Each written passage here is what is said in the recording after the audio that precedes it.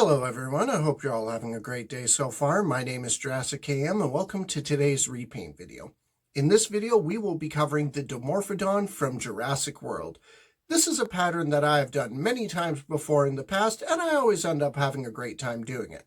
For this video, we will actually be using the larger Mattel Dimorphodon from the Jurassic World Chaos Theory toy line versus their previous smaller Dimorphodon sculpt. So, without any further ado, let's get started. Okay, so I'm starting off here with a 1:2 ratio of Victorian green from Apple Barrel. If you're using deco art, the color you want is barely green, and we're going over the entire figure except for the mouth and the wing membranes between the shoulder and the wrist, as well as the underside of the wing. Next, we are doing the underbelly on the Dimorphodon. Now, the underbelly on the Dimorphodon is a little weird. It doesn't usually go from the bottom jaw out onto the tail like most of the other creatures from the Jurassic franchise do. Here, we are taking a 1:3 antique white, and we're putting it on the bottom jaw, the underside of the neck, the chest, and the pelvis, and the back of the legs from the knee down, as well as the bottom of the feet. I didn't quite get the effect that I wanted on the first coat, so I went ahead and I did two. My apologies for the poor camera placement. I didn't realize that I wound up filming all of this off of screen. So here is a more up-close shot of where to put the antique white on the pterosaur.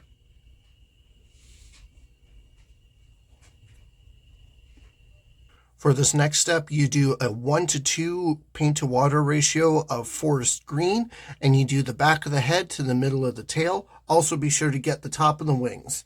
And Tigress decided during this process to jump up and help. For this next step, we're doing a 1:1 of blush pink and water, and we are very, very carefully painting the eye sockets. This next step, you take a 1:15 paint to water ratio of black, and then you apply this wash to the skull, the top of the neck, the top of the back, from the shoulder to the wrist, and then the front of the legs down to the toe, and then along the top of the tail. You don't put any on the underbelly, and if any of it looks a little too dark, you could just dab some off with a paper towel.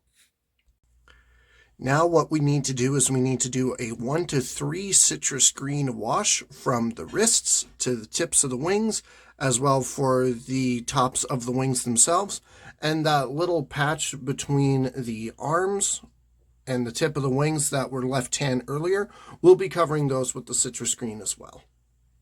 This next wash mix is a little weird, so you start off with a 1:2 campground wash, and then once you've made that wash, you add 2 drops of black, and then you use this wash to add the stripes along the body, like on the head, the eye socket, along the wings, the tail, whole nine. This next step is much simpler. All we are doing is we're taking a 1:6 wash of white, and we are applying it on the top of the wings. Now, I did not film this because I remembered it after the fact, but that bright citrus green that is between the arm and the very tip of the wing, we will be painting that with this white wash as well. Now we just take some cinnamon brown and we dry brush it along the edge of the wings here. Next, the eyes. So you don't have to dilute any of the paint with water here. You use some orange for the eyeballs, some yellow for the iris, and then black for the pupil. And while you're at it, you can use the black for the nostrils. And you know what? While we're here, we're going to take care of the claws as well. Make sure that you use black for the claws on the arms and on the feet. I'm surprised that we're as far along in the process as we are. So what you want to do next is you want to take a 1:3 wash of yellow, and you want to put it on the underside of the wings.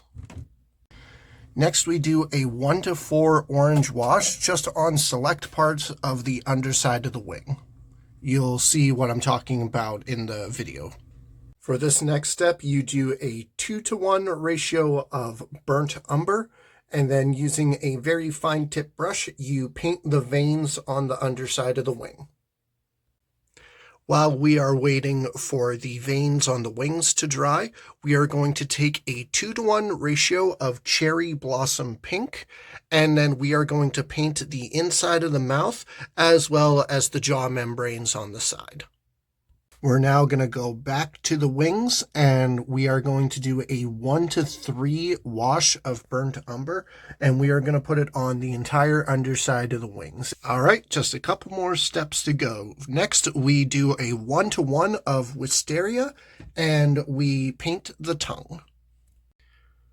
For this next step, all you do is you take some yellow straight out of the cap, and you very, very carefully paint it on the teeth. For this next step, what you want to do is you want to take a 1-to-1 ratio of white and Victoria/Barely Green, depending on the name brand you're using. Mix it together. You don't have to dilute it with water. And then you dry brush the fine hairs or pycnofibers on the back and the edges of the wings.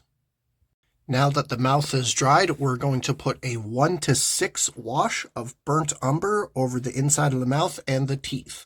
Then all we need to do is we need to clear coat and put some nail polish on the eyes, nostrils, claws, and inside of the mouth, and then we can call this Dimorphodon done.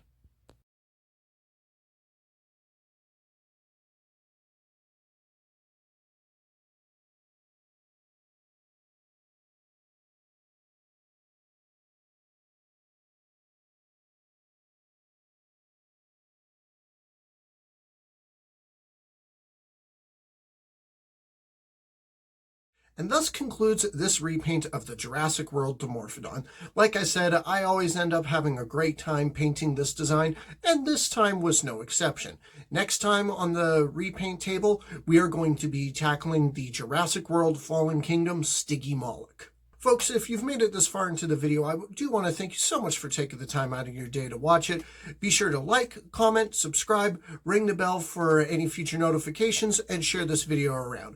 If you're interested in supporting the channel further, there is a link down below to my Patreon. Once again, thank you so much for watching, and until next time, this is JurassicKM, signing off.